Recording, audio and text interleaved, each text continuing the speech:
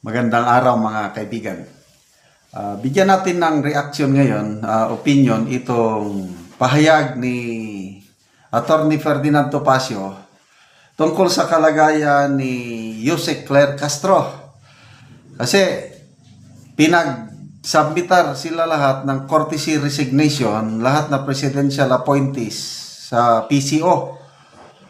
So, nag-submit naman ng courtesy resignation ng ating minamahal na Auntie Claire. Baka matuluyang tanggapin ni PCO Secretary Dave Gomez ang courtesy resignation ni Auntie Claire. Anong mangyari? Ito. Grabe, si Attorney Ferdinand Topacio talagang nagpahayag, official statement. Sabi niya, protect Auntie Claire at all cost. Huwag tayong papayag na tatanggalin siya, dapat manatili siya sa pwesto. Ang galing. Pakinggan natin si Attorney Topacio. Castro, huwag naman po sana. Mawawala yung isang source of entertainment natin. Sino bang pagtatawa na? Mawawala yung sukat Pilipino. Utang na loob, inuudyukan, hinihikayat ang taong bayan na iparinig natin ang ating tinig. Ipatrending natin ang hashtag Protect Claire at all costs. Sa gitna ng inihaing courtesy resignation ni Yusek Claire Castro, nanawagan si PDP Laban Spokes Attorney Ferdy Topacio na protektahan ang numero unong entertainment source ng bayan. Official statement ko, pero pinadala ko sa media. Ito ay bukal sa aking puso at ako'y nananawagan ng masidhi sa Malacanang na huwag po sanang tanggalin si Yusek Claire Castro. Sana siya lamang ang gawing tagapagsalita na pwedeng mag-brief sa media. Wala na sanang iba. Bakit? Hindi, kasi kita mo ha. Itong pamahalang ito, masyadong seryoso kita mo ha, yung mga opisyal. Sina Garsamin, sina Remulla. Tuwing sila ay humaharap sa media, masyadong seryoso, nagagalit yung mga tao. Etong si Claire Castro, tuwing humaharap sa media, nagtatawanan tayo. Masaya Yan ang kailangan natin, kasi kita nyo, bahang-bahana naman ng Maynila kahapon. Di ba? Umulan na ng konti. Ang taas ng bilihin, ang taas ng self-rated poverty, nagkakabahabahagi ang mga Pilipino. Pro-impeachment, anti-impeachment, pro-Duterte, pro-Marcos. Ngunit, may isa pong pinagkakaisahan ang lahat ng Pilipino. Maging dilaw. Tatanggalin nila. Nagkakaisang yun, nagiging symbol of unity ng mga Pilipino. Si Auntie Claire, agree ba kayo? Tingnan mo. Mga Duterte supporters, Attorney Topacio nananawagan, let's protect Auntie Claire at all cost. Payag ba kayo mga kaibigan? Ako, payag ako. Kung kinakailangan pipirma ng petition, pipirma ako. Huwag siyang tanggalin yan kasi nga entertainment sa daming problema ng bayan ngayon. Kung ano-ano na lang yan. Kailangan, So, hindi lang si Attorney Topacio ang nananawagan na huwag siyang tanggalin. Kahit si Attorney Roweno Ganson, post niya kahapon ba yun? Yung, huwag! Sabi ni Attorney Ganson, huwag! Bakit huwag? Kasi lumabas, ito article ata ng mainstream media, Manila Bulletin. Sabi doon, Yusek Claire Castro to submit courtesy resignation today. Unang nag-react si Attorney Ganson, huwag! Kailangan natin yan si Auntie Claire. Tapos may follow-up po si Attorney Ganson. Sabi niya, Dear PCO, Yusek Claire Castro is dedicated to work, committed sa trabaho niya. Sana huwag niyo siyang tanggalin. Magbasa lang tayo sa mga comment.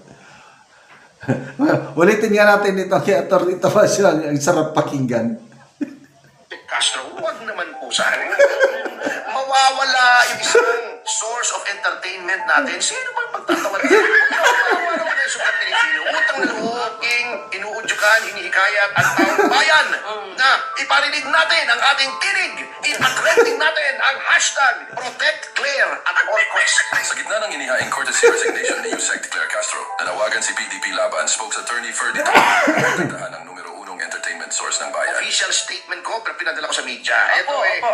ito ay bukal sa aking puso at ako'y nananawagan ng masidhi sa Malacanang na huwag po sanang tanggalin si Yusek Claire Castro. Sana siya lamang ang gawing tagapagsalita na pwedeng mag-brief sa media. Wala na sanang iba. Bakit? Hindi, kasi kita mo itong mahalaga ito, masyadong seryoso kita mo yung mga opisyal.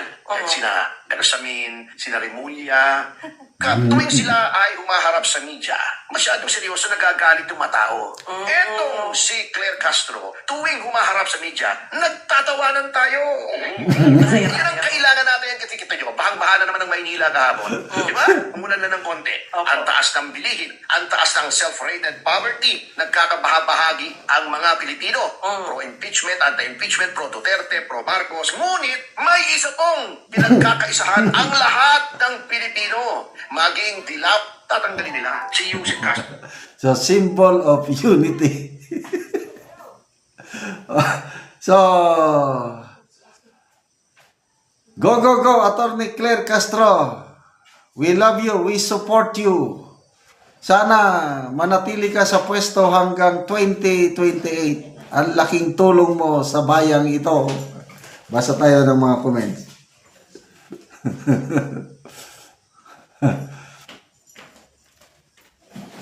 Ali Palabuli, parang may satik sa Claire Castro, same BBM.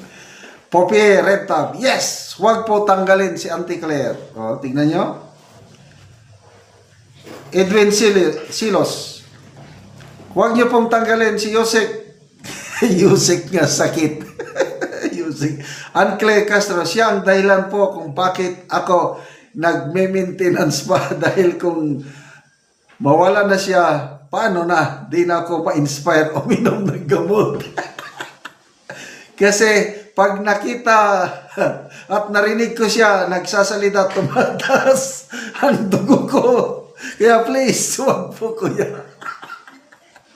Nakaka-high blood pala. Ano ba ito? Oh. RB Balagtas, Attorney Claire, tabla tato. Yan, ang daming comments ito. Ayaw nila. Domingo Clemencia, huwag sana tanggalin si Claire Castro. Wala na kaming libangan araw-araw. Nakakatawa palagi. Rodolfo Tagayon, please, huwag kang mag-resign, Claire. Wala nang mukhang tanga na tagapagsalita ng mga ngagba. Ikaw lang ang nagbibigay din. Walang ano. Okay. So, symbol of unity ng pro-BBM and pro-DDS, hindi nag-aaway. Nagkakaisa. Manatili si Yusek Claire Castro na tagapagsalita. Sana pakinggan ang ating mga hinaing. Okay, salamat mga kaibigan sa inyong pagsubaybay sa ating channel. Nakakatulong kayo ng maigi sa tribong Talandi ng Bukidnon dahil ang income natin sa channel nito, pantulong natin sa tribo, namimigay tayo ng mga libreng yero at pako para makapagpatayo ng maayos na tahanan ang tribong Talandi.